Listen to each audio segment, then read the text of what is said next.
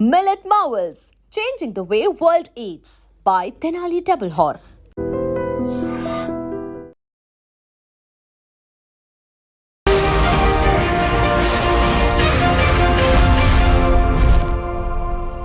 నమస్తే, welcome to I dream social spotlight with Kavitha. America భారతదేశం మీద 50% వరకు టారిఫ్ని విధించింది. అయితే అక్కడే ఉన్నటువంటి ఎకానమిస్టులు మాత్రం ఏనుగుతో ఎలక ఢీకొన్నట్టుగా ఉంది అంటూ అమెరికా విధించినటువంటి టారిఫ్ల మీద మండిపడుతున్నారు. బట్ భారతదేశం మాత్రం మోదీ చైనాతో సంబంధాలు పెంచుకోవాల్సినటువంటి అవసరం ఉంది అనేటువంటి మాటను వినిపించడంతో పాటుగా అమెరికా కాకపోతే ఏంటి, ఇంకా 40 దేశాలు ఉన్నాయి, వాటితో మనం ట్రేడ్ సంబంధాలని మెరుగుపరుచుకోవచ్చు అనేటువంటి భావన ఉంది. బట్ అమెరికాని రీప్లేస్ చేసేంత ఎకానమీ కావచ్చు, ట్రేడ్ సంబంధాలు అనేవి ఇతర దేశాలతో ఉన్నాయా? మనతో పాటుగా ఉన్నారు global economist doctor Ravinder Raina. Ravinder గారు నమస్తే. సో ఇప్పుడు మనం అమెరికా భారతదేశానికి సంబంధించినటువంటి ద్వైపాక్షిక సంబంధాలే కాదు, వాణిజ్యపరంగా ఉన్నటువంటి ఒప్పందాలు, టారిఫ్స్, ఆంక్షలు, ట్రేడ్, వీటన్నిటినీ చూస్తే 25% కాస్త 50% చేశారు. ఆ తర్వాత ఇప్పుడు మళ్ళీ మనం 50% అయితే ఏంటి, అమెరికా కాకపోతే ఇంకా 40 దేశాలు ఉన్నాయి అనేది. అందులో బ్రిక్స్ దేశాలు, చిన్న చిన్న దేశాలు ఇవన్నీ కూడా ఉండుంటాయి కదా. అంత రీప్లేస్ చేసేంత ఎకానమీ కావచ్చు, ట్రేడ్స్ అనేవి ఆ దేశాలతో ఉన్నాయా? కవిత గారు, ఈ మధ్యన డెవలప్మెంట్స్ చాలా ఫాస్ట్ డెవలప్మెంట్ జరిగాయి.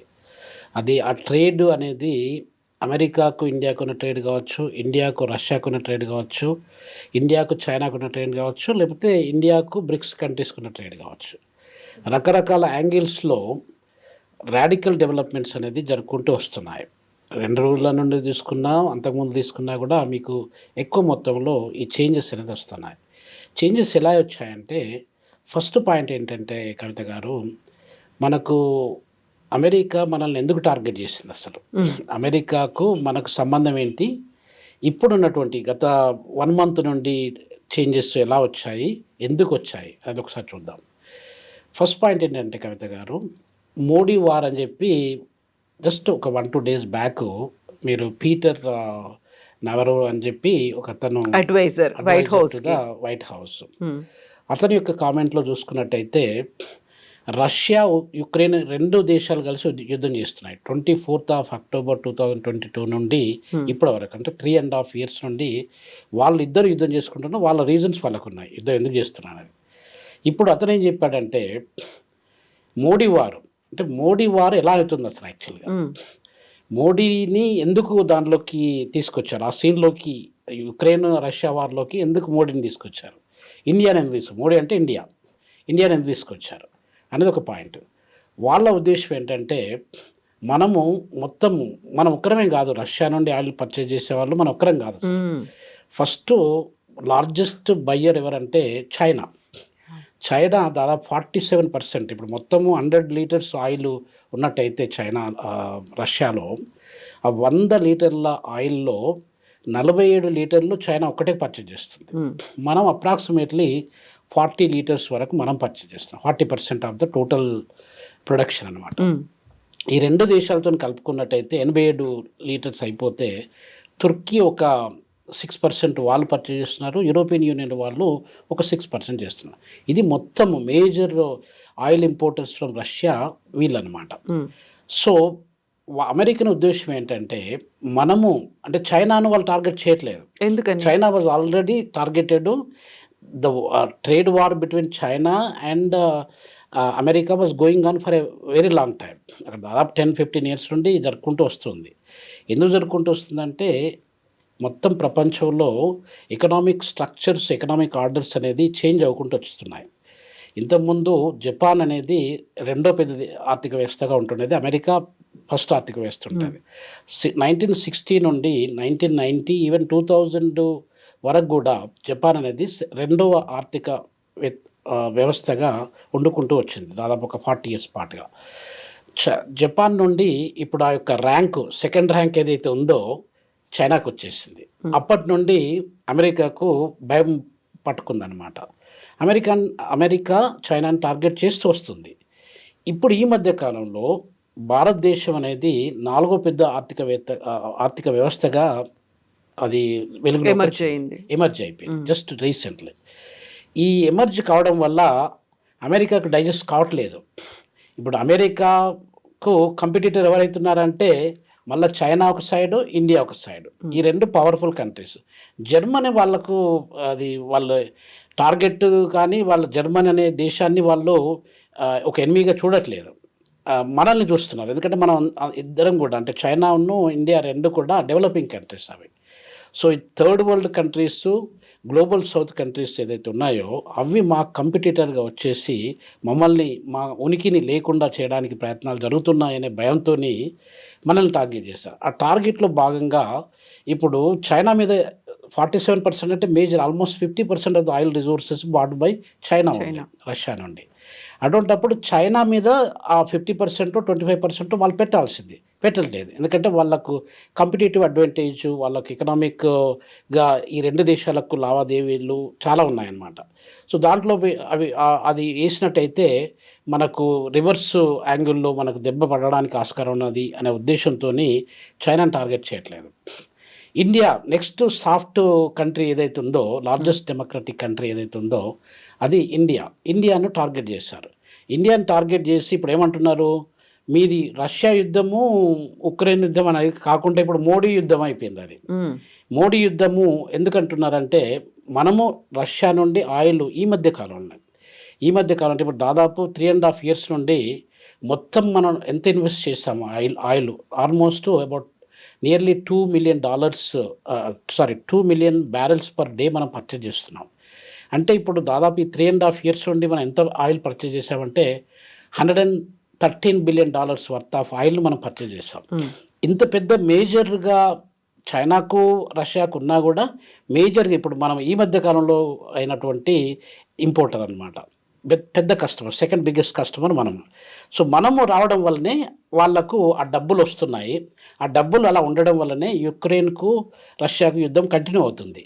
మీరు స్టాప్ చేయాలి అనేది ఒక పాయింట్తోని మనల్ని టార్గెట్ చేసుకుంటూ వచ్చారు. మనకు యుఎస్కి చాలా ఆర్థిక పరంగా కానీ, వాణిజ్య పరంగా కానీ, పొలిటికల్ పరంగా కానీ మంచి సంబంధాలు ఉన్నాయి. దాదాపు ఒక 10-15 years. ఇప్పుడు ట్రంప్ గారు మొన్న వచ్చారు. ఆయన ఫస్ట్ అడ్మినిస్ట్రేషన్లో కానీ, ఆయన ఫస్ట్ టైము పవర్లోకి రాకముందు కూడా మనకు అమెరికాకు చాలా అంటే బరాక్ ఒబామా టైంలో కానివ్వండి, బుష్ టైంలో కానివ్వండి మనకు మంచి సంబంధాలు ఉన్నాయి. ఈ సంబంధాలు ఈ మధ్యన చాలా బలపడిపోయాయి.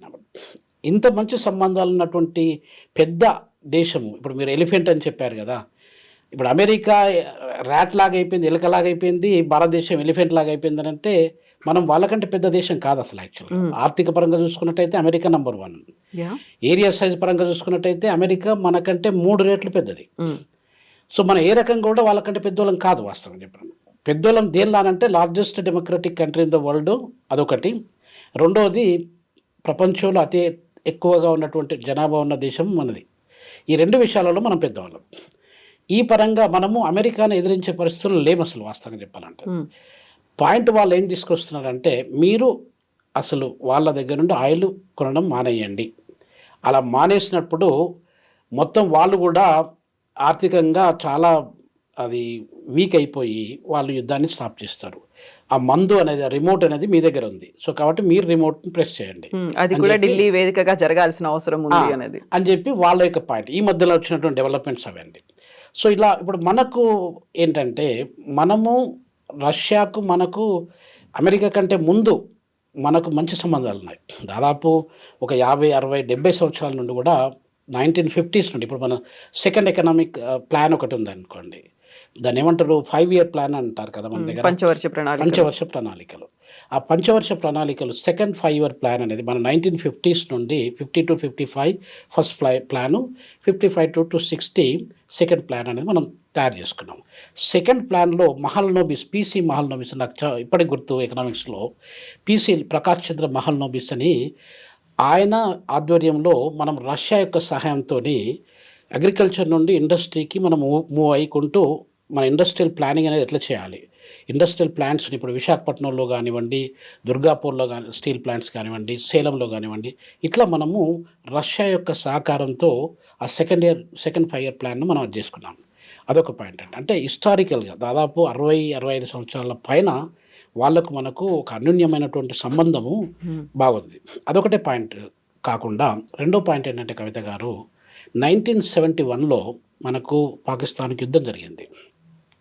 యుద్ధం జరిగినప్పుడు నిక్సన్ గారు ప్రెసిడెంట్గా ఉన్నారు. నిక్సన్ గారు మన భారతదేశము అమెరికాని అడిగింది, మీ సపోర్ట్ అంటే మాకు డిఫెన్స్ పరంగా మనకు అంత సెల్ఫ్ సఫిషియన్సీ అనేది లేకుండే అనమాట. డిఫెన్స్ టెక్నాలజీలో కానివ్వండి, వెపన్స్లో కానివ్వండి, మిగ్ ప్లేన్స్లో కానివ్వండి, యుద్ధ విమానాలలో కానివ్వండి, మనకు అంత ఇది లేకుండా ఆ టైం లోపల దాదాపు 50 years పైన. అప్పుడు మనం అమెరికాని అడిగినప్పుడు, అమెరికా మీరు పాకిస్తాన్తో యుద్ధం చేయకండి, మీరు నోరు మూసుకొని ఊరుకోండి, యుద్ధం ఆపేయండి, మేము మీకు సపోర్ట్ చేయము, మేము పాకిస్తాన్కి సపోర్ట్ చేస్తామని చెప్పారు. ఇప్పుడు కాదు, అది దాదాపు 54 years బ్యాక్ జరిగినటువంటి విషయం. అంటే అమెరికాకు పాకిస్తాన్కు దాదాపు హిస్టారికల్గా కూడా ఒక రిలేషన్ ఉన్నది. ఆ రిలేషన్ మనకు ఇండైరెక్ట్గా కానీ డైరెక్ట్గా కానీ తీస్తూ వస్తుంది. సో అప్పుడు మనకు ఎవరు ముందుకొచ్చారు హెల్ప్ చేయడానికి? రష్యా వాళ్ళు ముందుకొచ్చారు. రష్యన్ టెక్నాలజీ, సబ్మెరైన్ టెక్నాలజీస్తో, డిఫెన్స్ టెక్నాలజీతో మనము ఆ యుద్ధంలో విన్ అయ్యాం. ఇప్పుడు ఒకవేళ రష్యా లేకపోతే మనము విన్ అయ్యేది కాదు ఆ వార్ని. సో రష్యాకు మనకు అంత మంచి సంబంధాలు హిస్టారికల్గా ఉన్నాయండి. ఇప్పుడు హిస్టారికల్గా మీకు రష్యా ఎట్లా ఫ్రెండ్ అవుతుంది? నేనే ఫ్రెండ్ను, నా ఫ్రెండ్షిప్ నేను ఫాలోగా అని చెప్పి అమెరికా అనడానికి వీల్లేదండి. సో ఆ హిస్టారికల్గా మనకు ఉన్నటువంటి సంబంధాలని, తర్వాత మనకు అడ్వాంటేజ్ ఏంటంటే రష్యా నుండి మనం ఆయిల్ పర్చేస్ చేయడం వల్ల కవిత గారు మనకు చాలా అడ్వాంటేజెస్ ఉన్నాయి. ఒకటి ఏంటంటే మనం తక్కువ ప్రైస్లో ఆయిల్, ఇంటర్నేషనల్ మార్కెట్ ప్రైస్ $70 ఉన్నట్టయితే మనం $50-55 మధ్యలో పే చేసి మనం కొంటున్నాం. అంటే చాలా తక్కువ ప్రైస్గా మనం పే చేస్తున్నాం, నంబర్ 1. సెకండ్ పాయింట్ ఏంటంటే మనం ఇండియన్ రూపీస్లో పే చేస్తున్నాం. ఇప్పుడు $113 billion ఈ 3.5 years నుండి మనము అంత వర్త్ ఆఫ్ ఆయిల్ను, మనము క్రూడ్ ఆయిల్ను రష్యా నుండి కొన్నట్టయితే దాదాపు $113 billion, అంటే it's almost equal to 1.5 lakh crore rupees అన్నమాట. అంత డబ్బుల్ని మనం ఫారిన్ కరెన్సీని సేవ్ చేసినట్టు లెక్క కదా. సో ఆ అడ్వాంటేజ్తోని మనం వాళ్ళ దగ్గర కొంటున్నాం. అమెరికన్స్కి అది నచ్చట్లేదు. వాళ్ళు ఏమంటున్నారంటే మీరు ఇండైరెక్ట్గా ఆ వారుకు ఫైనాన్స్ చేసేది మీరే, స్పాన్సర్షిప్ చేసేది మీరే, కాబట్టి మీరు మానుకోండి, మీరు మానుకున్నట్టయితే మేము యుద్ధం ఆపేస్తాం వాళ్ళతోని. ఏదో రకంగా వాళ్ళే ఆగిపోతారు అసలు. యాక్చువల్గా మీరున్నారు కాబట్టి వాళ్ళు యుద్ధం కంటిన్యూ చేస్తున్నారు. మొన్న ఒక 1-2 days బ్యాక్ కూడా మనకు ఏమంటారు దాన్ని, డ్రోన్స్ అటాక్ జరిగిందండి యుక్రెయిన్ మీద. రష్యా వాళ్ళు యుక్రెయిన్ క్యాపిటల్ సిటీ కీవ్ డ్రోన్స్తోని దాదాపు చాలా డ్రోన్స్ పంపించేసి అటాక్ చేశారు. చాలా డిస్ట్రక్షన్ జరిగింది, కొంతమంది చనిపోయారు కూడా. సో ఇలా జరుపుకుంటూ వస్తున్నాయి. ఈ డెవలప్మెంట్స్ అనేది ఇంకా ఎక్కువ అయిపోతున్నాయి కాబట్టి అగ్నికి ఆజ్యం పోయడం అంటారు కదా, adding fuel to the fire లాగా అయిపోయింది అనమాట. సో ఇలా అయినప్పుడు మనకి ఎవరిని పట్టుకోవాలి? ఇక్కడ ఇండియాని పట్టుకోవాలి అని ఇండియాని టార్గెట్ చేసుకుంటూ వస్తున్నారు. ఆ పీటర్ గారు చెప్పినటువంటి మాటలు చాలా ఎలా ఉన్నాయంటే, కొంచెం ఆయన నోటికి ఏదొస్తుంది అంటే, ఆయన పెద్ద మనిషి, దాదాపు 70 సంవత్సరాల పెద్ద మనిషి, ఆ లెవెల్లో అంత దిగజారిపోయి మాట్లాడతారని చెప్పి ఎవరు ఊహించకపోవచ్చు. సో ఇండియా అది తప్పు విషయం అండి. సో కాబట్టి మనము అంటే మన యొక్క ఇండియా స్టాండ్ ఎలా ఉందంటే, ఇప్పుడు ప్రస్తుత కాలంలో ఆల్రెడీ 25% నుండి 50% టారిఫ్స్ అనేది ఇంపోజ్ అయిపోయినాయి. జస్ట్ 2 days బ్యాక్, అంటే 27th August నుండి అది ఇంపోజ్ అయిపోయాయి. ఇప్పుడు మనకు ఆల్టర్నేటివ్స్ ఏంటి అనేది మనం చూసే పరిస్థితిలో ఉన్నాం అనమాట. ఇప్పుడు ఆల్టర్నేట్స్ ఏంటి అని మనం చూసుకుంటున్నప్పుడే కరెక్ట్గా 25% నుంచి 50%కి టారిఫ్లు పెంచారు అన్న తర్వాత డొనాల్డ్ ట్రంప్ ప్రధానమంత్రి నరేంద్ర మోదీకి 4 సార్లు ఫోన్ కాల్స్ చేశారు. బట్ మోదీ మాత్రం ఆ కాల్స్ అటెండ్ చేయలేదు అనేటువంటి వార్తల్ని జర్మనీ పత్రికలు అయితే ప్రచురిస్తున్నాయి. ఎందుకని? అక్కడ అమెరికా కాదు, ఇక్కడ మనము కాకుండా జర్మనీలో అలాంటి వార్తలు ఎందుకు వస్తున్నాయి? చూడండి, ఇప్పుడు రూటర్స్ కానీ కొన్ని జర్మన్ బేస్డ్ న్యూస్ ఏజెన్సీస్ వాళ్ళ కొన్ని కాన్ఫిడెన్షియల్ విషయాల్ని వాళ్ళు బాగా తొందరగా సేకరించి వాళ్ళ పాపులారిటీ కొరకు వాళ్ళు చేస్తుంటారు. అది ఈ మధ్యన జరిగిన విషయము. దాదాపు 4 times ట్రంప్ గారు మోడీకి కాల్ చేయడము, మోడీ గారు ఆ కాల్ని పక్క పెట్టి నేను అటెండ్ చేయను, నేను ఆయనతో మాట్లాడను అని చెప్పడము, అలాగే చేయడం జరిగింది. ఇంతకుముందు డిన్నర్ కూడా వెళ్ళలేదు, వైట్ హౌస్ లో అయ్యే డిన్నర్ కి. ఇప్పుడు కూడా కాల్స్ అటెండ్ అవ్వట్లేదు.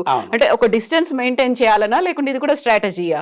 ఇది కూడా స్ట్రాటజీనే అండి. ఇప్పుడు సపోజ్ అమెరికా మనల్ని ఏ రకంగా మీరు you do, otherwise I will do this, I will do that అని బ్లాక్మెయిల్ చేస్తున్నారు. రిమోట్ కంట్రోల్ అప్లై చేసుకుని బ్లాక్మెయిల్ చేస్తున్నారు. You have to do this, you must do this, there is no other option అని అన్నప్పుడు పెద్ద దేశం మనది, ప్రపంచంలో ఒక పేరున్న దేశం. అసలు వాస్తవం చెప్పాలంటే అమెరికా ఈరోజు డెవలప్డ్ కంట్రీగా వండుకుంటూ వస్తున్నదంటే దానికి కారణం ఎక్కువ శాతం భారతీయులు మాత్రమే. భారతీయుల కాంట్రిబ్యూషన్ అమెరికన్ ఎకానమీలో చాలా ఉందండి. జనరల్గా మీకు ఒక విషయం చెప్పేది ఏంటంటే, ఇప్పుడు నాసా ఉందనుకోండి, national aeronautical space agency. NASA సైంటిస్టులు మొత్తం నంబర్స్ తీసుకున్నట్టయితే 38% సైంటిస్ట్స్ మన Indians or Indian origin scientist మాత్రమే ఉన్నారు. మొత్తం అమెరికా మెడికల్ డాక్టర్స్ అందరినీ కలుపుకొని తీసుకున్నట్టయితే అరౌండ్ 36 to 37% మెడికల్ డాక్టర్స్ మన వాళ్ళు ఉన్నారు. జిరాక్స్ కంపెనీలో పనిచేసే వాళ్ళు కూడా మన వాళ్ళు ఉన్నారు. ఈ రకంగా ప్రతి ఒక్కటి ఇప్పుడు బిలియనీర్ల లిస్ట్లో తీసుకున్నట్టయితే కూడా ఇండియా నుండి వెళ్ళి మన సుందర్ పిచ్చయ్య కూడా బిలియనీర్ అయ్యారు. ఇలా చూసుకున్నట్టయితే అమెరికన్ కాంట్రిబ్యూషన్లో, అమెరికన్ ఎకానమీలో ఇండియన్ కాంట్రిబ్యూషన్ చాలా ఉందండి. అంత కాంట్రిబ్యూషన్ వండుకుంటూ మనం అంతా హ్యూమన్ రిసోర్సెస్ సప్లై చేసుకుంటూ వస్తున్నాం. ఇప్పుడు అమెరికాలో చదువుకోవడానికి చాలా దేశాలు ఉంది. దాదాపు 150-170 దేశాల పైన నుండి విద్యార్థులు వెళ్తూ ఉంటారు, చదువుకుంటుంటారు. కొంతమంది బ్యాక్ వస్తూ ఉంటారు. మన వాళ్ళు ఒకసారి అమెరికాకి వెళ్ళినంటే మళ్ళీ బ్యాక్ రావద్దు అన్న ఉద్దేశంతో అక్కడే ఏదో పని చేసుకొని అక్కడే డాలర్లతో సంపాదించుకుంటే ఎక్కువ డబ్బులు సంపాదించుకొని లైఫ్ సెటిల్ చేసుకుందాం అనే ఆలోచన మనం ఉంటాం. చైనీస్ కూడా చాలామంది ల్యాక్స్ ఆఫ్ చైనీస్ స్టూడెంట్స్ కూడా అమెరికాకు ప్రతి సంవత్సరము చదువుకోవడానికి వెళ్తూ ఉంటారండి. ఎక్కువ శాతం అంటే చైనా నుండి వెళ్ళినటువంటి విద్యార్థులు కొద్దిమంది అక్కడ చదువుకొని అక్కడ సెటిల్ అయిన వాళ్ళు కూడా ఉన్నారు. ఎక్కువ శాతము వాళ్ళు కంప్లీట్ చేసుకొని వాళ్ళ దేశానికి వచ్చి వాళ్ళ దేశాన్ని డెవలప్ చేసుకుంటూ వస్తున్నారు. మన వాళ్ళు అక్కడికి వెళ్ళి మళ్ళీ బ్యాక్ రాకుండా ఏదో గ్రీన్ కార్డు సంపాదించుకొని అక్కడే వండుకుంటూ వాళ్ళ అమెరికాని డెవలప్ చేసుకుంటూ వస్తున్నారు. సో ఇది డిఫరెన్స్ వస్తుంది. మన కాంట్రిబ్యూషన్ ఇంత పెద్దగా ఉన్నప్పుడు అమెరికా అనే దేశము మన దేశాన్ని టార్గెట్ చేయాల్సింది మంచి పద్ధతి కాదు. సో అమెరికా ఎందుకు చేస్తుందనంటే వాళ్ళకు ఒక భయము, ఒక తెలియని భయం అనేది ఒకటి ఆల్రెడీ క్రియేట్ అయిపోయింది. అమెరికా ఇప్పుడు కొత్తగా వచ్చినటువంటి ఎస్టిమేట్స్లో చూసినట్టయితే కవిత గారు, భారతదేశం అనేది 2nd largest economy in the world అయిపోతుంది. ఏ రకంగా చూడాలంటే అది పర్చేసింగ్ పవర్ ప్యారిటీ అని మాకు ఎకనామిక్స్లో ఒకటి మెజర్మెంట్ ఉంటుందండి. పర్చేసింగ్ పవర్ ప్యారిటీలో we already 3rd largest economy అనుకోండి. ఓకే. సో ఇప్పుడు మనం 2nd లార్జెస్ట్ ఎకానమీ అయిపోతే first China, 2nd India, America is nowhere. So ఇట్లాంటి పరిస్థితులలో వాళ్ళు మనల్ని టార్గెట్ చేసుకుంటూ వస్తున్నారు. ఆ టార్గెట్కు రీజన్ అనేది అదనమాట. ఇంకొక విషయం ఏంటంటే కవిత గారు, ఈ మధ్యనే just 1-2 days back Scott Besant అని చెప్పి ఆయన కూడా is the secretary of American government to the treasury secretary.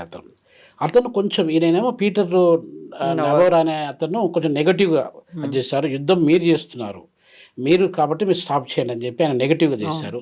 ఈయన కొంచెం పాజిటివ్ ఓరియంట్లో పాజిటివ్ స్పిరిట్తోని అతను ఏం చెప్పారంటే, largest democratic country in the old world is India, largest economy in the old world is America. దాదాపు 154 years నుండి ఇప్పటి వరకు ప్రపంచంలో ఒకటే ఒక దేశము అది లార్జెస్ట్ ఎకనామీగా ఉండిపోయింది ఏంటంటే అది అమెరికా. మన ఇద్దరం ఎందుకు కొట్లాడుకోవడము? Let us try to work together in harmony. ప్రపంచంలో ఎన్నో యుద్ధాలు జరిగాయండి. ఆ యుద్ధాలలో ఎవ్వరూ ఏం విన్ అయింది లేదు. అది విన్ అయిందంటే వాళ్ళ యొక్క సంతోషాన్ని కొరకు, వాళ్ళ సెల్ఫిష్, వాళ్ళ ఈగోను వాళ్ళు ఫుల్ఫిల్ చేసుకోవడం, అంతకంటే మించి ఎవరు విన్ కాలేదు యుద్ధంలో. అందరూ ఓడిపోయిన వాళ్ళే ఉంటారు. ఎంత అంటే చాలామంది ఇన్నోసెంట్ పీపుల్ చనిపోతూ ఉంటారు, చాలా డిస్ట్రక్షన్ జరుగుతూ ఉంటుంది. సో యుద్ధాలు అనేది మన మానవ సమాజానికి యుద్ధాలు అనేది అస్సలు మంచిది కాదండి. ఇప్పుడు మనం కొట్లాడుకుంటే ఎవరికి నష్టము? ప్రజలు నష్టపోతున్నారు, మన ఎకానమీస్ నష్టపోతున్నాయి, మన ఫ్యూచర్ నష్టపోతుంది. సో కాబట్టి మనం ఈ యొక్క యాంగిల్లో కాకుండా కాంపిటీషన్ వర్సెస్ కోఆపరేషన్.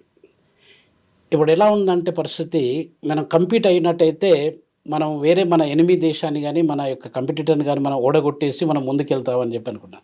అలా కాకుండా 2 కంట్రీస్ కోఆపరేషన్తో కలిసికట్టుగా పనిచేస్తే విన్ సిచ్యువేషన్ అయిపోతుంది. అయితే ఇప్పుడు అమెరికా కాదు, అమెరికా ఇన్ని ఆంక్షలు పెడుతుంది కాబట్టి అమెరికాతో ట్రేడ్ సంబంధాల కంటే కూడా మిగతా దేశాల మీద ఫోకస్ పెట్టాల్సినటువంటి అవసరం ఉంది అనుకుంటే, అందులో కెనడా ఉండొచ్చు, ఆస్ట్రేలియా ఉండొచ్చు, న్యూజిలాండ్ ఉండొచ్చు. ఇవన్నీ కొంచెం పెద్ద కంట్రీస్, వాళ్ళతో ఉన్నటువంటి ఎకనామికల్గా కావచ్చు, లేకుంటే ట్రేడ్ పరంగా బయలాటరల్ సంబంధాలు అన్నీ బాగుంటాయి. Then what about other countries? చాలా చాలా చిన్న చిన్న కంట్రీస్ ఉన్నాయి, వాటికే మనం హెల్ప్ చేస్తున్నాము, వాటికి కావాల్సినటువంటి ఫండ్స్ అన్ని మనం ఇస్తూ ఉన్నాము. ఇప్పటిదాకా ఆ ప్రపంచ దేశాలకు సంబంధించి సంబంధించి అమెరికా కావచ్చు, మిగతా ఏవైనా సంపన్న దేశాలు, పెద్ద దేశాలు పట్టించుకోనప్పుడు మనం వెళ్ళి వాళ్ళకి హెల్ప్ చేస్తున్నప్పుడు వాళ్ళతో ట్రేడ్ సంబంధాలు మెరుగుపరుచుకోవాలి అనుకుంటే ఎక్కడ బ్యాలెన్స్ అవుతుంది? ఇప్పటికి మనం ఇంపోర్ట్ చేస్తున్న దాంట్లో మొత్తం 50% టారిఫ్తో నష్టపోతున్నాము అనుకున్నప్పుడు దాన్ని కంపెన్సేట్ చేయడానికి ఈ 40 కంట్రీస్ అయితే నోవే రిలేటెడ్ కదా, ఎలా కుదురుతుందంటారు వాటితో? కవిత గారు, ఇప్పుడు ఉన్నటువంటి డెవలప్మెంట్ మనకు అమెరికాకు ఎంత ట్రేడ్ జరుగుతుంది, అసలు మనము అమెరికాకి ఎంత ఎక్స్పోర్ట్ చేస్తున్నాము, అమెరికా నుండి మనం ఎంత ఇంపోర్ట్ చేసుకున్నామని పరిశీలన చేద్దాం. దాని తర్వాత మీరు అడిగిన ప్రశ్నకు then will have details. America నుండి మనము ఆల్మోస్ట్ $41 బిలియన్ వర్త్ ఆఫ్ కమోడిటీస్ని మనము ఇంపోర్ట్ చేసుకుంటున్నాం. కవిత గారు, ఇప్పుడు మనము అమెరికా నుండి మనము ఎంత ఇంపోర్ట్ చేసుకుంటున్నాము అది ఒక విషయం చూడాలండి. అరౌండ్ $41 బిలియన్ వర్త్ ఆఫ్ కమోడిటీస్ని మనము అమెరికా నుండి మనం ఇంపోర్ట్ చేసుకుంటున్నాం. ఎంత ఎక్స్పోర్ట్ చేస్తున్నాం వాళ్ళకి అనేది కూడా రెండో విషయం. మనము దాదాపు $87 బిలియన్ వర్త్ ఆఫ్ కమోడిటీస్ను మనము వాళ్ళకి ఎక్స్పోర్ట్ చేస్తున్నాం. అది టెక్స్టైల్స్ కావచ్చు, జెమ్స్ కావచ్చు, ఫార్మస్యూటికల్ కావచ్చు, కెమికల్స్ కావచ్చు, రకరకాల కమోడిటీస్ మనము ఫిష్ ప్రోడక్ట్స్ కావచ్చు, స్ట్రింప్స్ కావచ్చు, ఇట్లా మనం ఎక్స్పోర్ట్ చేస్తున్నాం. ఆ వాల్యూ అంతా కలిపి 87, అంటే వాళ్ళకు మనకు ట్రేడ్ సర్ప్లస్ ఎంత ఉందనేది almost $46 billion worth of trade surplus మనకు కాంపిటేటివ్ అడ్వాంటేజ్. ఇంటర్నేషనల్ ట్రేడ్లో మనకు ఆ ట్రేడ్ సర్ప్లస్ అనమాట, ఈ రెండు దేశాల యొక్క వాణిజ్య సంబంధాలు చూసినట్టయితే. ఇప్పుడు మనము అంటే మనకు అడ్వాంటేజ్ ఉంది వాళ్ళకి మనం ఎక్స్పోర్ట్ చేయడం వల్ల. అమెరికా అనేది దాదాపు 40 మిలియన్ పీపుల్ ఉన్నారండి, 34 crore పీపుల్ అక్కడ ఉన్నారు. అది మనకు మేజర్ ట్రేడింగ్ పార్ట్నర్. 41 బిలియన్స్ అంటే చాలా, ఒక 100 దేశాల పైన దేశాలు, చిన్న చిన్న దేశాలు చూసుకున్నట్టయితే వాటి యొక్క నేషనల్ ఇన్కమ్ కూడా $3 బిలియన్, $5 బిలియన్ లేని దేశాలు చాలా ఉన్నాయండి. అటువంటిప్పుడు మనం $41 బిలియన్ మనము ఒక దేశం నుండి లాభం పొందుతున్నామంటే అది మనకు అడ్వాంటేజ్. ఇప్పుడు అటువంటి major trading partner America is one of the major trading partners for India. ఇటువంటి సందర్భంలో ఇప్పుడున్నటువంటి ఆంక్షల పరంగా మనము ఈ 50% టారిఫ్స్ను మనం వాళ్ళు ఇంపోర్ట్ చేశారు మన కమోడిటీస్ మీద. ఇంపోర్ట్ చేయడం వల్ల ఏం జరుగుతుంది, అసలు మన కమోడిటీ ప్రైసెస్ అనేది అమెరికన్ మార్కెట్లో పెరిగిపోతాయి, ధరలు పెరిగిపోతాయి. సప్లై డిమాండ్ ప్రిన్సిపల్ చూసుకున్నట్టయితే ఎక్కువ ధరలు ఉన్నప్పుడు తక్కువ పర్చేజ్ చేస్తారు ప్రజలు, ఎవరైనా కూడా తక్కువ ధరలు ఉన్నప్పుడు ఎక్కువ పర్చేజ్ చేస్తారు. సో అది డిమాండ్ సప్లైకి అగెనిస్ట్ అయిపోతుంది. అప్పుడు అమెరికా ఎకానమీలో వాళ్ళ ప్రజలకు కూడా భారం పడిపోతుంది. మనం ఇప్పుడు $100 కొనుక్కునే వస్తువును, అదే వస్తువుని ఇప్పుడు $150 కొనుక్కోవాల్సి వస్తుంది. అలా కొనుక్కోవడం వాళ్ళకి బర్డెన్ ఫీల్ అవుతారు. కాబట్టి మన భారతీయ ప్రోడక్ట్స్ను వాళ్ళు ఇష్టపడరు.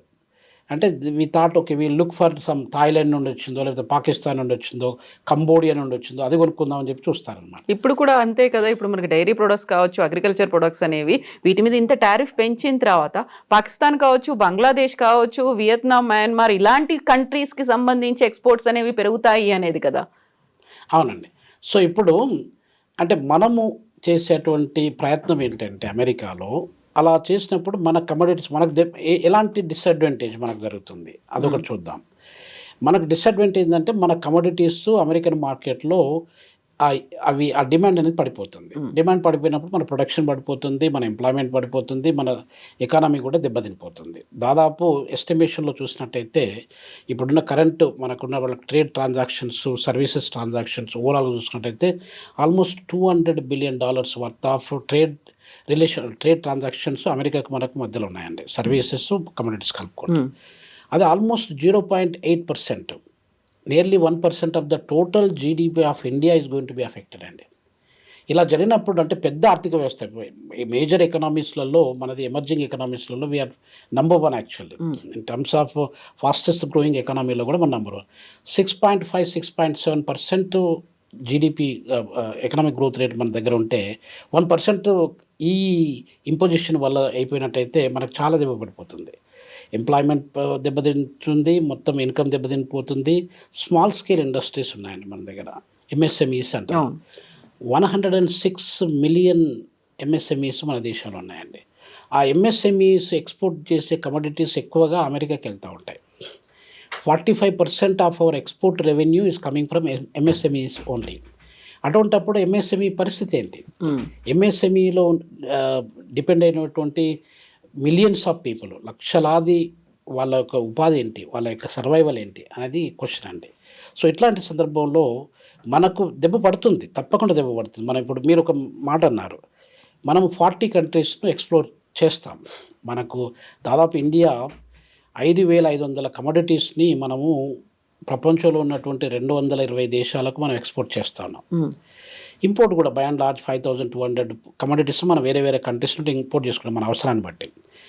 ఇలా ట్రేడింగ్లో జరిగినప్పుడు మనము ఒక దేశానికి దాదాపు $87 బిలియన్ వర్త్ ఆఫ్ కమోడిటీస్ మనం ఎక్స్పోర్ట్ చేసేది, అవన్నిటిని తీసుకొని అక్కడ నుండి క్యాన్సిల్ చేసుకొని మళ్ళీ ఈ 40 కంట్రీస్ని, ఇప్పుడు మీరు అన్నారు ఆస్ట్రేలియా అన్నారు, తర్వాత జర్మనీ, సౌత్ కొరియా, తర్వాత ఫ్రాన్స్, ఇట్లా రకరకాల దేశాలు, యూకే కూడా, ఈ దేశాల నుండి తీసుకున్నట్టయితే మనం కొత్త ఛానల్స్ని ఎక్స్ప్లోర్ చేయాల్సి వస్తుంది, కొత్త మార్కెట్స్ను మనం ఎక్స్ప్లోర్ చేయాల్సి వస్తుంది. కొన్ని సందర్భాలలో ఇట్ టేక్స్ టైం, ఇమ్మీడియట్గా మనకు జరగకపోవచ్చు. ఇప్పుడు దాదాపు గవర్నమెంట్ ఆఫ్ ఇండియా వాళ్ళు ఒక 20,000 crores ఆఫ్ రూపీస్ దీంట్లో ప్రిఫరెన్షియల్ ట్రేడ్ అగ్రిమెంట్స్ అని రకరకాల స్ట్రాటజిక్గా మనము చేసే నిర్ణయాలు ఏదైతే ఉన్నాయో ఈ మధ్య 1 వీక్ నుండి వచ్చే డెవలప్మెంట్స్లో 20,000 crores of rupees we are spending on that just to explore the markets. ఇప్పుడు సపోజ్ ట్రినిడాడ్ టొబాకో ఉందనుకోండి, చిన్న కంట్రీ, అది చిన్న కంట్రీకి మనం ఎంత ఎక్స్పోర్ట్ చేస్తాము? మేబీ ఒక $100 million ఎక్స్పోర్ట్ చేయడం కష్టమైపోతుంది.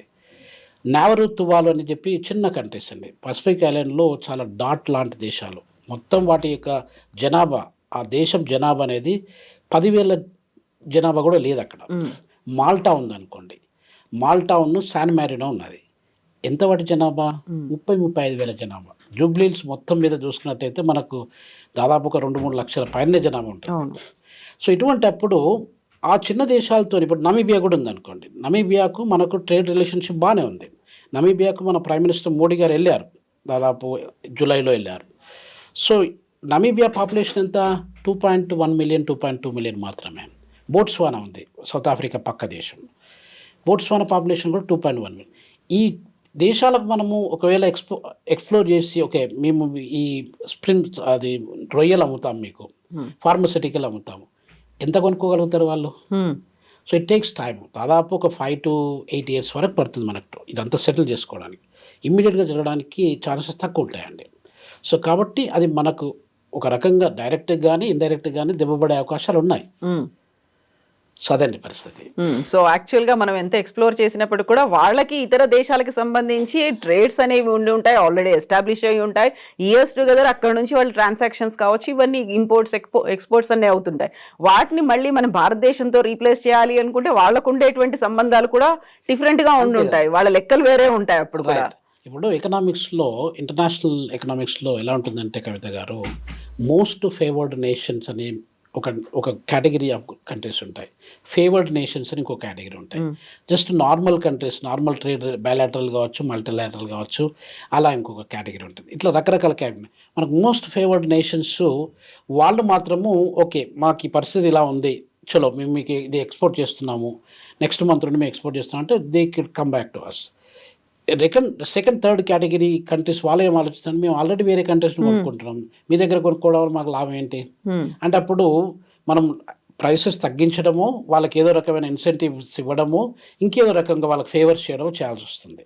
సో ఆల్ దీస్ థింగ్స్ ఏమవుతుందంటే డిస్టెబిలైజ్ చేస్తుంది మన international trade process, supply chain, value chain system ఏదైతే ఉంటుందో, ఆ స్ట్రక్చర్ ఏదైతే ఉంటుందో అది కొంచెం డిస్టర్బ్ అయిపోతుంది అనమాట.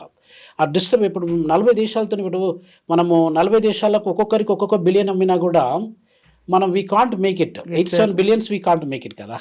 సో ఇది ఈ పరిస్థితి వాళ్ళకి అమెరికన్స్ తెలుసు, అందు గురించే they are trying to play that role అనమాట. ఇంకొకటి కవిత గారు, అసలు ట్రంప్ ఇది ఎందుకు చేస్తున్నాడు? ట్రంప్ ఇది చేయడం వల్ల మన భారతదేశం మీద ఒత్తిడి చేసి యుద్ధాన్ని, యుక్రెయిన్కున్న రష్యాకు యుద్ధాన్ని మానేయడం వల్ల ట్రంప్కి ఏం అడ్వాంటేజ్, అమెరికాకి ఏం అడ్వాంటేజ్? ట్రంప్ పర్సనల్గా, అమెరికా ప్రెసిడెంట్గా పక్కకు పెట్టండి, ట్రంప్ యాజ్ అన్ ఇండివిజువల్ ఆయన టార్గెట్ ఏంటంటే Nobel prize for piece and international understanding రావడానికి వరకు ప్రయత్నం చేస్తున్నాడు. వైట్ హౌస్ ఓపెన్గా డిక్లేర్ చేసింది అసలు యాక్చువల్గా. ట్రంప్ ఈ 6 months లోపట్ల జనవరి 2020 జనవరి 2025 నుండి ఇప్పటి వరకు ఆగస్టు 30th 2025 వరకు ఈ 6 months లోపట్ల ట్రంప్ గారు చాలా చాలా కంట్రీస్లో పీస్ డీల్స్ చేశారు. వాళ్ళు గొప్పగా చెప్పుకునేది ఏంటంటే అమెరికాకు, అది పాకిస్తాన్కు, ఇండియాకు యుద్ధాన్ని ఆపరేషన్ సింధూర్ టైం లోపల మానేస్తారని చెప్పి ఆపేయించారనేది అదొకటి వాళ్ళు క్లెయిమ్ చేసుకుంటున్నారు. అది వాస్తవం కాకపోవచ్చు. తర్వాత అలానే రకరకాల దేశాలు ఉన్నాయి. ఇరాన్ ఇజ్రాయెల్ మధ్య ఉంది, ఇజ్రాయెల్ పాలస్తీనా మధ్యలో ఉన్నాయి. అవును, ఇథియోపియాకు తర్వాత ఎరిట్రియాకు వార్ సిచ్యువేషన్ ఉంది. ఇథియోపియాకి ఈజిప్ట్కు కొంత కాస్త ఉంది. డిఆర్సి కాంగోకును రువాండాకు వార్ సిచ్యువేషన్. ఇట్లా రకరకాల ప్రతి ఒక్క దగ్గరలో ట్రంప్ చేయడం వల్లనే కనిపించింది అని. ట్రంప్ అంటే ప్రపంచం, ప్రపంచం అంటేనే ట్రంప్ అనే పాయింట్ని తీసుకొస్తున్నారు. ఇంకొక యాంగిల్లో చూసుకున్నాం, ఇది వాళ్ళ వర్షన్ అండి. అంటే ఇవన్నీ పీస్ తీసుకొచ్చిన 6 నెలల్లో ఇంత సాధించిన లీడర్ ఇంకెవరు లేరు ప్రపంచంలో అనే సీన్ వాళ్ళు తీసుకొస్తున్నారు. ఎందుకు? నోబెల్ ప్రైజ్ రావడానికి. అసలు నోబెల్ ప్రైజ్ వాల్యూ ఎంత అండి? ఇప్పటికి కూడా నోబెల్ ప్రైజ్ 1901 నుండి ఆల్ఫ్రెడ్ నోబెల్ పేరు మీద పెట్టినటువంటి ప్రైజు, రకరకాల ప్రైజెస్ ఉన్నాయి. మన బుక్ అది అన్ని ప్రైజెస్ తీసుకున్నట్టయితే ఎక్కువ ప్రైజ్ వాల్యూ ఉన్నటువంటి అవార్డు ప్రైజ్ అనేది నోబెల్ ప్రైజ్ అండి. ఇప్పుడు అప్రాక్సిమేట్లీ $1.2 million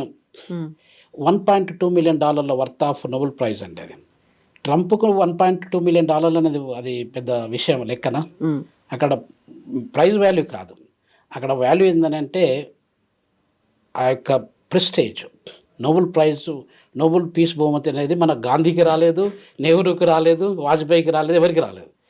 అటువంటి ప్రైజ్ దాకా వచ్చినట్టయితే that's a credit for me అనే ఉద్దేశంతో. అంటే $1.2 million చూడట్లేదు. మొన్న బిట్ కాయిన్ బిజినెస్ ద్వారా ఆయన ప్రెసిడెంట్ అయినప్పటి నుండి ఇప్పటి వరకు $4 billion ఖాళీ బిట్ కాయిన్ బిజినెస్ ద్వారా ట్రంప్ గారు సంపాదించారు. $4 billion కంపేర్ చేసినట్టయితే నోబెల్ ప్రైజ్లో $1.2 million నథింగ్ అండి. ఎగ్జాక్ట్లీ, అదొక పాయింట్. రెండో పాయింట్ వాళ్ళు ఏం చేస్తున్నారంటే ఈ అవకాశాన్ని మనం యూజ్ చేసుకొని ఇండియాని ఎట్లా డిస్టెబిలైజ్ చేయాలి, ఇండియాని ఎట్లా డిస్టర్బ్ చేయాలి, ఇండియా యొక్క మానసిక ధైర్యం అంటే స్టెబిలిటీ అనే దాన్ని ఎట్లా దెబ్బకొట్టాలి అనేది ఒకటి చూస్తూ ఉన్నారు. ఈ మానసిక స్థైర్యాన్ని, ఆ ధైర్యాన్ని మనం దెబ్బతీసినట్టయితే, ఆ ఎకానమీని కూడా కొంచెం ట్విస్ట్ చేసి దెబ్బతీసినట్టయితే, పాలిటిక్స్ కూడా వాళ్ళు పొలిటికల్గా కూడా మనం సావరిన్ కంట్రీ అండి. India is a sovereign secular socialist democratic country. ఆ సావరినిటీ అనేది ఏది, ఎక్కడ కొనుక్కోవాలి, ఏం కొనుక్కోవాలి, ఎప్పుడు కొనుక్కోవాలి అనేది మనం నిర్ణయించుకుంటాం. America is nothing to do. వాళ్ళు పెద్ద ఎకానమీ కావచ్చు, స్మాల్ ఎకానమీ కావచ్చు, నథింగ్ టు డూ. అటువంటిది మనల్ని డిస్టర్బ్ చేసినట్టయితే వాళ్ళకి అడ్వాంటేజ్ ఏంటంటే వాళ్ళు they can still remain as a largest economy. వాళ్ళు చెప్పిన మాటలు అందరు వింటారు, ఏది చేసినా కూడా మేమే రూల్ చేస్తాం వరల్డ్ని అనే గర్వంతో అమెరికా చేసుకుంటూ వస్తుందండి. అది చాలా తప్పైన విషయం అండి. ఎస్ అండి, thank you so much Ravinder గారు. థ్యాంక్ యూ అండి. Thank you.